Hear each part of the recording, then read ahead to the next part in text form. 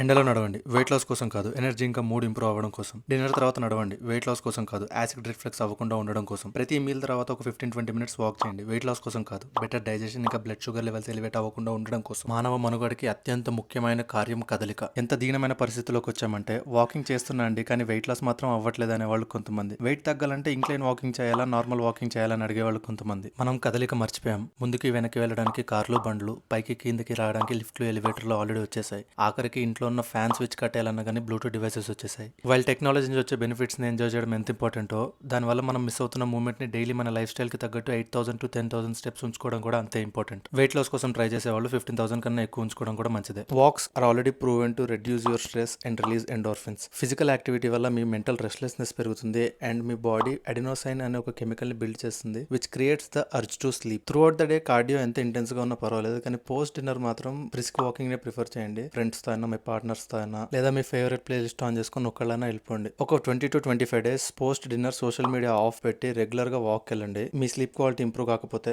Misinformation spread చేస్తున్నా అని చెప్పి పేజ్ రిపోర్ట్ చేయండి. నడకకి వెయిట్ లాస్ కి సంబంధం ఉంది కానీ వెయిట్ లాస్ కోసం నడవకండి.